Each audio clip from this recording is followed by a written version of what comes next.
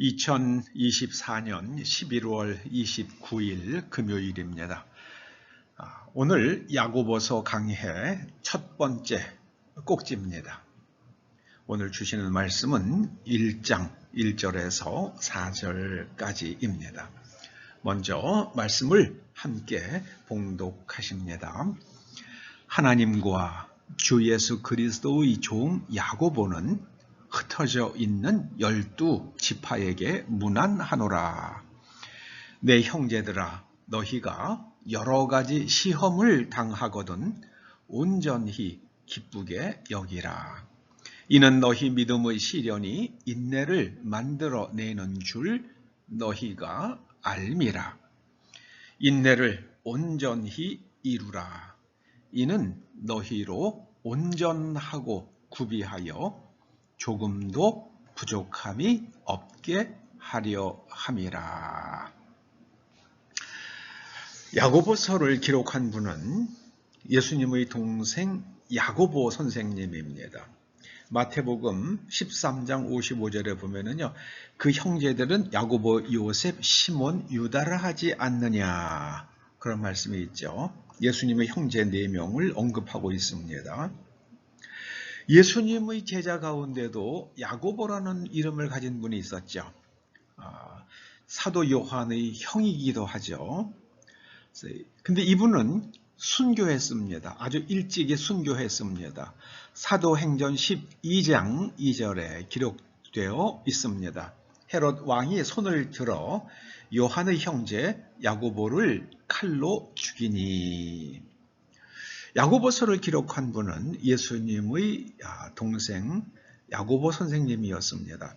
그러므로 야고보 선생님이 전하는 이 메시지들은 예수님의 인격과 그리고 신학과 예수님의 삶이 그대로 묻어난다고 봅니다.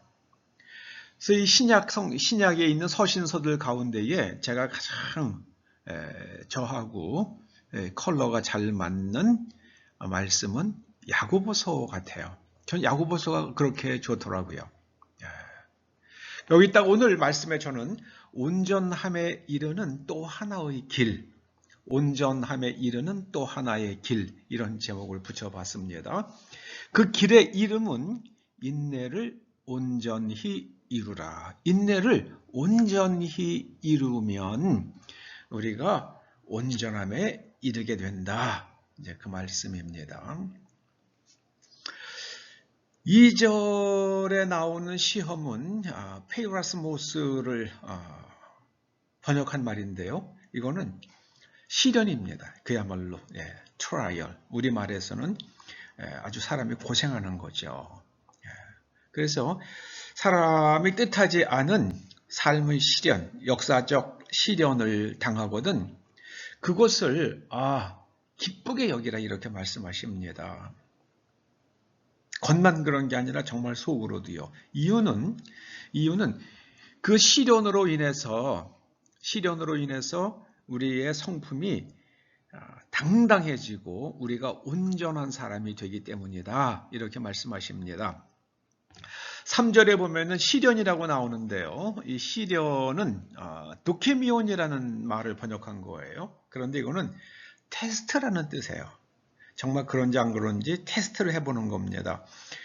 예를 들어서 어떤 제품을 만들면 테스트를 하잖아요. 강도가 얼마가 나오는지. 시멘트도 테스트를 하고 철강 제품도 테스트를 합니다. 테스트를 하지 않으면 그 시험 성적서가 있어야지만 그 물건이 성능이 어떤지에 대해서 인정을 받는 거잖아요. 그래서 우리가 시련을 만나면 이게 이제 하나님의 테스트라고, 내가 정말 믿음이 있는지 없는지, 내가 정말 하나님을 믿는지 안 믿는지, 그거를 내 스스로 테스트하는 기회로 삼는 것이 지혜입니다. 그러면은 이 믿음의 시련, 우리가 믿고자 하는 사람이 만나는 테스트가 어떤 결과를 가져오는가?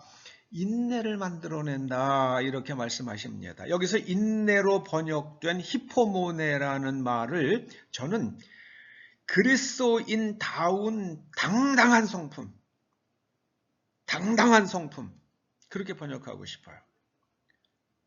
영국의 참 탁월한 주석가였던 윌리엄 바클리는 이 휘포모네라는 단어를 설명을 하면서요, 바닷가에 있는 큰 바위들이 있잖아요, 해안가에. 그거에 비유하더라고요. 여러분, 그 바닷가에 있는 큰 바위들이 파도가 막 밀려와도요, 그냥 딱 버티고 서가지고요, 그 파도를 다 맞아내잖아요. 물론 그러면서 이제 부분적으로 바위가 깨지기도 하고 침식도 되지만 절대로 웅크러들지 않잖아요. 당당하게 파도를 맞잖아요. 바로 그 당당함, 그게 바로 휘포모네라는 말이 가지고 있는 뜻이라고 그러더라고요. 그래서 너희가 믿음의 시련, 믿음의 테스트를 통과하고 나면은 당당해진다는 거예요. 그래서 어려운 시련을 극복하고 이겨낸 사람들은 당당하잖아요. 네, 자신감도 있고 당당합니다. 그게 바로 오늘 3절에 있는 인내라는 말입니다. 그래서 온전히 당당한 4절에 있는 인내를 온전히 이루라는 말씀은요, 그 모든 시련 앞에서 쪼그라들거나 주눅들거나 그 다음에 위축되거나 비겁해지지 아니하고 당당하게, 그래서 당당한 성품을 이루어라. 그렇게 해야 되는 이유는요, 그럴 때에 우리가 온전하고 구비하여 조금도 부족함이 없게 된다, 이렇게 말씀합니다. 이 온전함에 이르는 또 하나의 길이라는 제목을 제가 붙였어요. 여러 길이 있어요. 많은 길이 있는데 그 중에 하나가 바로 인내를, 이 당당한 성품을 이루는 겁니다. 여기서 온전히로 번역된 말이 텔레이오스. 텔레이오스란 말은 궁극적 완성점이에요. 궁극적 완성점. 우리가 젊은 사람들이 종종 종결자라는 말을 쓰잖아요. 종결자. 이게 바로 종결입니다. 텔레오스란 말은 종결이에요. 예수님께서 율법의 마침이 되셨다고 그럴 때 그 마침이 바로 이 텔레오스입니다. 예수님께서 율법을 완성하셨다는 뜻입니다. 율법을 지킨다는 게 무엇인지 예수님께서 딱 완전히 결론을 내셨다는 거예요. 그런데 그것을 가리켜서 율법이 이제 폐지되었으므로 율법 우리가 지킬 필요 없다, 이렇게 잘못 이해하는 사람들이 있어요. 그 율법을 지키지 않아도 된다고 설교하고 그런 교인들이 막 사는 거죠. 세상에 나가서 이제 우리 율법 안 지켜도 돼. 하나님께서 여전히 십계명 유효하다고 말씀하십니다. 어디에서도 십계명 폐하신 적이 없습니다. 우리가 바로 이 온전히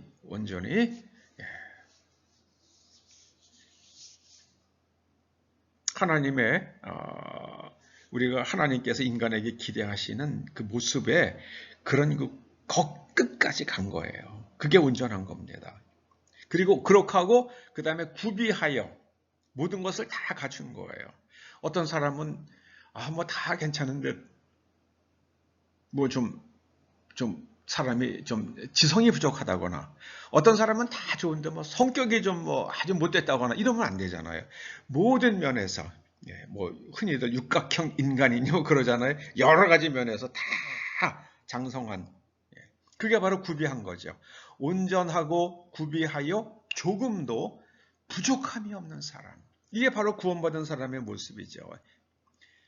온전하고 구비하여 조금도 부족함이 없게 되는 것, 이것이 바로 신약 성경이 일관되게 말씀하고 있는 구원의 이미지입니다. 온전하고 구비하여 조금도 부족함이 없는 사람이 되는 것, 그것이 바로 구원받은 사람의 모습입니다.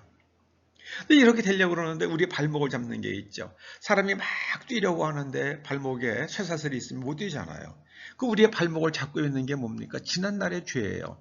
그래서 하나님께서 지난날의 죄의 사슬을 풀어주셨어요. 내가 이제 지난날에 네가 지은 죄, 그것에 대해서 내가 더 이상 책임을 추궁하지 않겠다. 그게 바로 십자가 사죄의 은총이잖아요. 자, 그런데 지난날은 죄는 해결이 됐습니다. 그런데 옛 내면 구조가 안 바뀌면은 또 죄를 지을 수밖에 없는 거예요. 우리는 죄를 지을 수밖에 없는 존재가 아니라 죄를 지을 수밖에 없는 내면 구조를 가지고 있는 게 문제죠. 그럼 내면 구조를 바꿔야 되죠. 그래서 온전하고 구비하여 부족함이 없으면 죄를 안 짓게 됩니다. 구약 성경에 보면은요, 이 단 세 명이 이런 평가를 받았습니다. 히브리 말로는 이쉬, 남자란 뜻이죠. 이쉬 탐은 퍼프, 이게 바로 온전하다는 말입니다. 첫째는 노아가 이런 평가를 받았습니다. 노아는 당대의 완전한 자라, 그게 이쉬 탐이에요. 그 다음에 그는 온전한 자라, 이것도 이쉬 탐입니다. 야곱이 그는 종용한 자라 그러는데 야곱이 구약 성경 그대로 읽으면은요, 이쉬 탐이에요. 그는 하나님 앞에서 하나님이 기대하시는 수준에 이른 사람이라는 의미입니다. 야곱은 사기꾼 아닙니다. 언젠가 한번 야곱이 왜 사기꾼이 아닌지 한번 제가 하나님께서 제게 주신 지혜로 그걸 한번 글을 한번 써보려고 그럽니다.